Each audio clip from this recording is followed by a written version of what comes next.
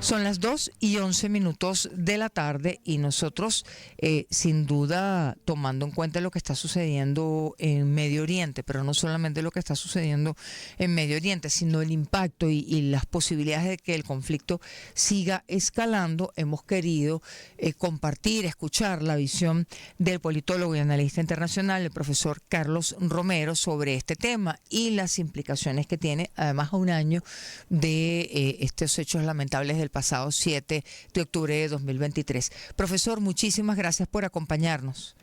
A la orden, Vanessa. Gracias por estar con nosotros. Profe, sin duda alguna, pareciera que nos estamos enfrentando a una situación que puede generar cambios incluso en la geopolítica global. ¿Cómo lo ve usted? Lo veo con preocupación en primer lugar porque los actores que están en este momento desarrollando estos conflictos, porque son varios, no toman en cuenta o no toman en consideración que cada uno de ellos puede tener un límite y pasar de ese límite puede agravar la situación internacional que en este momento la califica la mayoría de los analistas como una situación totalmente irregular en primer lugar y gran desorden, incluyendo un desorden intelectual, porque vale la pena destacar que es muy difícil en este momento precisar lo que está pasando, porque hay novedades dentro del punto de vista teórico que tienen que ser absorbidas por las relaciones internacionales. ¿A qué se refiere? ¿A qué se refiere con novedades desde el punto de vista teórico, profesor? Bueno, por ejemplo, que un Estado como el Estado de Israel esté peleando con una agrupación de carácter terrorista, en primer lugar. En segundo lugar, que Israel no tenga límites en su acción, pero pareciera que va desarrollando una guerra total, una guerra de exterminio. Y en tercer lugar, quizás lo más importante, la incapacidad de las superpotencias y de Naciones Unidas de limitar la situación, de buscar de una manera conveniente la paz mundial, si al contrario están en la expectativa y han dejado mucho que desear y han contribuido a este gran vacío que estamos observando desde el punto de vista intelectual. Ahora, a ver, vamos a tomar algunos de los elementos que usted plantea, profe. Dice que hay que ver el conflicto con preocupación porque puede haber una actuación sin límites, ilimitada. ¿Cuál es el límite? Las armas nucleares. ¿Cuál piensa usted que es el límite real en este momento? En el caso de Ucrania, que es una situación conflictiva que no está en el Medio Oriente, pero es muy importante. En el caso de Ucrania, la amenaza de Putin de utilizar el armamento atómico si se adhieren las fronteras de Rusia en el ataque de Ucrania y sus aliados, en primer lugar.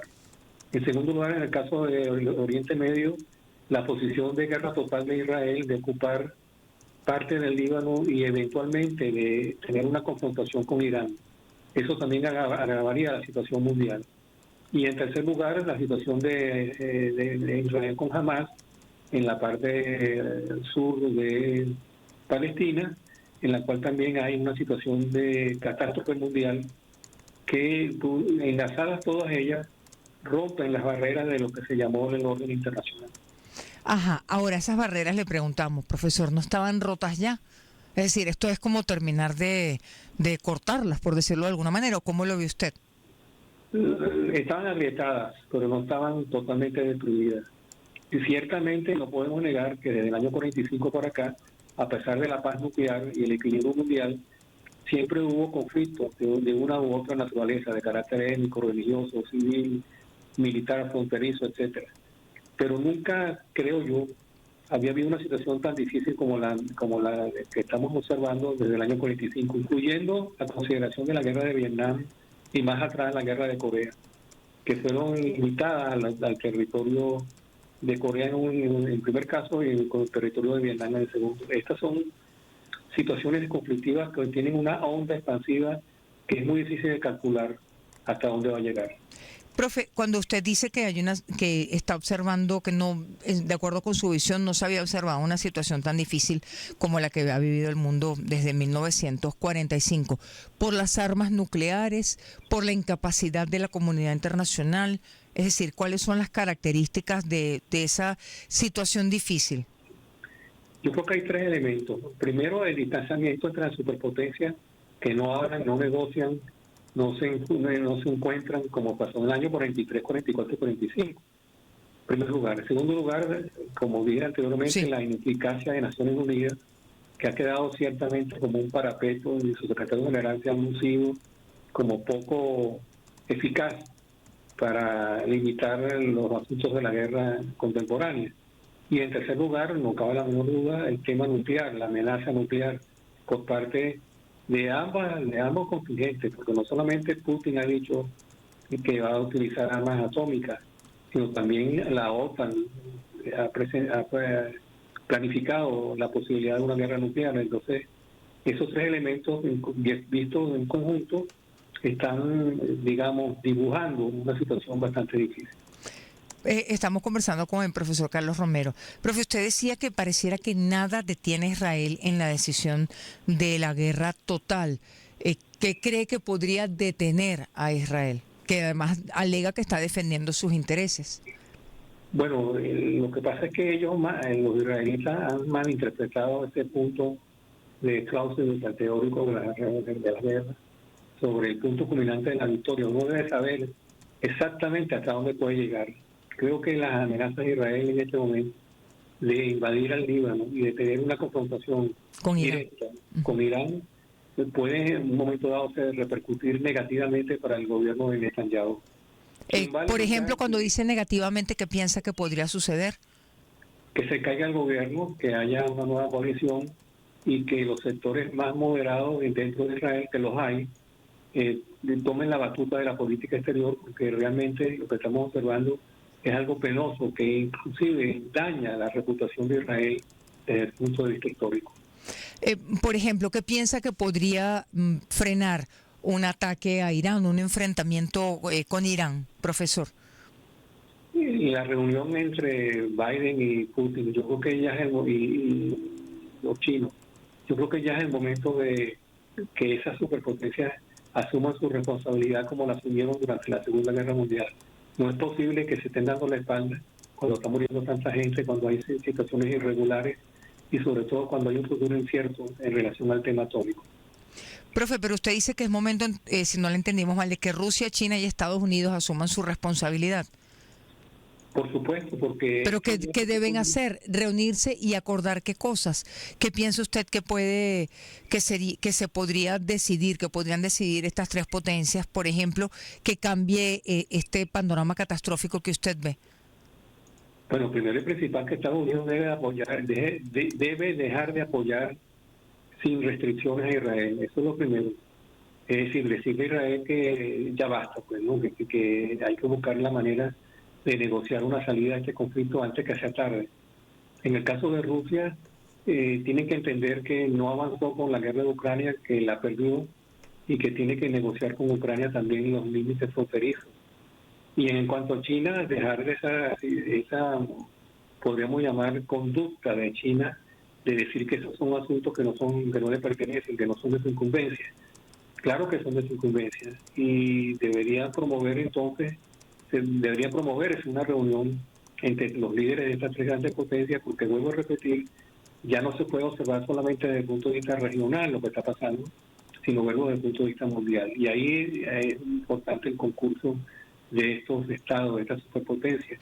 Y también retomar la idea original del año 45 de que Naciones Unidas y el Consejo de Seguridad como instrumento fundamental para la búsqueda de la paz y sobre todo para el mantenimiento de la paz, que es lo que está en este momento en discordia.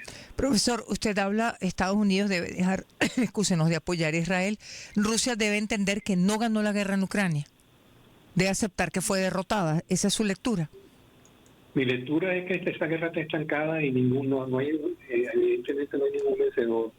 Es una guerra limitada, es una guerra que en este momento es de posiciones, no de movimiento. Y lo que está haciendo es destruyendo toda la franja fronteriza entre Ucrania y Rusia. Claro. Ahora, profesor, fíjese, usted dice que deberían actuar las potencias antes de que sea demasiado tarde. ¿Qué sería demasiado tarde? Una confrontación directa entre la OTAN y Rusia en el caso de la guerra en Ucrania, una confrontación directa entre Israel e Irán en el caso del Medio Oriente, y una toma total por parte de Israel del Líbano, que es un país indefenso. Eso podría entonces convertir lo que está en este momento definido como el conflicto en el Medio Oriente en un conflicto de carácter mundial. Claro, cuando usted dice que es un conflicto de carácter mundial, profe, le preguntamos qué repercusión tiene para América Latina, qué repercusiones tiene para bueno, para Venezuela, para Colombia, para Brasil, es decir, para nuestro entorno inmediato. Todavía no podemos definir que va a haber una repercusión, sino solamente desde el punto de vista económico, porque una guerra que fuera considerada como guerra mundial llevaría a un estancamiento en la cadena de suministro, llevaría un estancamiento en las exportaciones por parte de América Latina, y sería muy, a mi modo de ver, irresponsable decir que estas son situaciones en otras latitudes, que eso no va a tocar a América Latina. Si nos vamos a la historia, en la Segunda Guerra Mundial hubo repercusiones para América Latina de la situación mundial que se está viviendo fundamentalmente en Europa. De tal manera que no creo que haya un escudo antiguerra Claro. por parte de América Latina. Ahora, cuando, por ejemplo, podemos pensar que a Venezuela le puede ir bien en cuanto al petróleo, ¿necesariamente es así o no es así? Bueno, en las consideraciones generales siempre se ha dicho que Venezuela podría repercutir positivamente el aumento de los precios del petróleo, porque una guerra llegaría al aumento de los precios del petróleo. Pero como Venezuela está inmersa en este momento en una serie de limitaciones, sanciones, etcétera, Claro. no necesariamente Pero eso puede cambiar, ¿no piensa que eso puede cambiar porque se necesite también el recurso que Venezuela puede aportar, profe? Sin lugar a dudas, y eso es una carta que puede tener el régimen. Claro. Ahora, si lo vemos así, por ejemplo, ¿qué pasaría con Colombia? ¿Qué pasaría con Brasil? Porque por lo mismo que usted dice, de que nadie va a estar al margen de lo que pueda, de esto que pueda seguir escalando.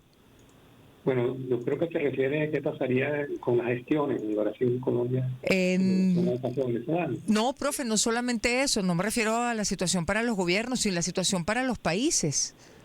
Bueno, pero es que no solamente Colombia y Brasil, México, Claro. Chile, todos los países de una manera u otra tienen una repercusión. Y hay un elemento, a mi modo de ver, trágico, que uno no puede eludir, el detonante nuclear. Es decir, eso no, yo me voy para mi casa y cierro la ventana. No, señor. Una guerra nuclear abierta sería, en primer lugar, 100 veces más fuerte que la Segunda Guerra Mundial de las famosas bombas atómicas en Nagasaki y en Hiroshima. Y sería una destrucción total del planeta. Es decir, que hay que tener muy claro eso, que una tercera guerra mundial de carácter nuclear acabaría con el equilibrio del terror que se fundamentó precisamente en el terror de pensar lo impensable, como dijo un autor, que sería la detonación de una arma nuclear poderosa, tan poderosa que acabaría con las civilizaciones. Ahora, estamos conversando con el profesor Carlos Romero. Profe, fundamentalmente es el factor nuclear lo que usted ve que podría llevarnos a una situación desconocida para la humanidad. Correcto. No hay quien la pare en este momento, porque le correspondería a Naciones Unidas, ¿sí? Pararla. Solo si las superpotencias reactivan a Naciones Unidas. Si siguen en ese enfrentamiento en el Consejo de Seguridad, en la cual la mayoría de las resoluciones no son apoyadas por los dos, por las tres superpotencias, entonces seguiría perdida la Nación Unida. Yo la veo como perdida en este momento, sin objetivos claros y sobre todo con el ejercicio de la legitimidad, no del poder, porque la Nación Unida no tiene poder en sí mismo, pero sí la legitimidad que sería muy importante, como pasó durante la crisis de los cohetes, la crisis del Caribe en el año 62, cuando hubo la crisis nuclear entre Estados Unidos y la entonces Unión Soviética a propósito del desplazamiento nuclear de la Unión Soviética en Cuba. Claro. Pero esa situación, si lo comparamos del 1 al 10, es de nivel 3, comparado con el nivel 10, que sería la situación actual. Estamos en el nivel 10. Estamos en el nivel 10 porque, vuelvo a insistir, el problema fundamental es un problema tecnológico. Han cambiado las posiciones de carácter tecnológico en relación al tema nuclear y termonuclear. Y eso, inclusive, hay dispositivos nucleares en el espacio, no nos olvidemos. y eso todo lleva entonces al riesgo que cada día es más grande. Profesor, le preguntamos también, obviamente usted hablaba de varios factores, hablaba de las potencias y un factor sin duda alguna muy importante es Estados Unidos, que va a un proceso electoral. ¿Le parece que dependiendo de quién gane, la política pueda ser distinta o es una política de Estado que se va a mantener bajo cualquier circunstancia? En la materia que nos ocupa, que es Ucrania y el Medio Oriente y el Oriente Próximo, hay un interés nacional de los Estados Unidos y hay una posición que es compartida por tanto el Partido Demócrata como el Partido Republicano. Pero no podemos olvidar que el candidato del Partido Republicano es Donald Trump, que ya demostró durante su primer gobierno que no le hace caso al interés nacional y que tiene una particular visión de las relaciones internacionales, que a veces es malo, a veces es bueno. En cambio, en el caso de los demócratas tienen un interés nacional mucho más concreto, más definido, pero también en muchas ocasiones se le ha visto cierta debilidad y cierta desorientación en relación al tema nuclear, sobre todo de comprender que la ayuda ilimitada a Israel por una parte y la ayuda ilimitada a Ucrania por la otra, lo que puede traer son mayores problemas y no resolver los problemas, no resolver los conflictos que se están observando en cada uno de esos espacios. Profesor, usted ha sido, no vamos a decir que duro, pero crítico con el rol de Naciones Unidas y con el propio rol del secretario general de Antonio Guterres. ¿Qué podría ser diferente Antonio Guterres como secretario general? En su opinión, por supuesto. Bueno, efectivamente, en varias ocasiones yo me he referido con cierta limitación al caso de don Antonio. Inclusive recuerdo un artículo que se llamó ¿Dónde está don Antonio? Porque realmente el secretario general no ha estado acorde con sus funciones. No ha sido el nuevo secretario general que se ha conseguido en los últimos años. De tal manera que es básico cambiar el secretario general de Naciones Unidas. ¿Usted lo cambiaría? ¿Le parece que hay que cambiarlo? Sin lugar a dudas. No ha estado a la altura de las circunstancias, es lo que está buscando. Claro, pero le preguntamos, ¿le parece que es un problema de figura o de efectivamente de equilibrio de poderes y de fuerzas, de que no puede hacer más?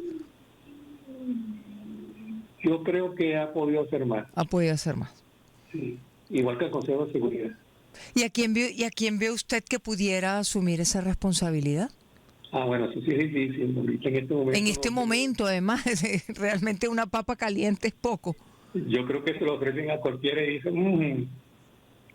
Claro, no aventura ningún nombre. No, la verdad que no. No. Tendría que estudiar con detenimiento el perfil de cada uno de los candidatos. Pero usted sí plantearía el cambio de autoridades, eso sí. Sí, es que en relaciones internacionales no son robots, son seres humanos y la personalidad de la persona, la personalidad del individuo, del actor, y es muy importante. Claro. Muy importante. Fíjese usted, si uno se va a la consideración de la crisis de los cohetes, o llamada crisis del Caribe, en el año 62, no puede uno quitar de encima lo que fue John Kennedy y su decisión, lo que fue Nikita Khrushchev y lo que fue UTA, entonces secretario general de Naciones Unidas. Ocuparon un lugar muy importante en la resolución de ese conflicto. Claro. Bueno, profe, esperemos que que usted se equivoque, que se equivoque en sus pronósticos. Esperemos que sí. Muchísimas gracias por acompañarnos, profesor. Bienvenido siempre. Buenas tardes, gracias. Feliz tarde, gracias. 2:30 de la tarde, despedimos.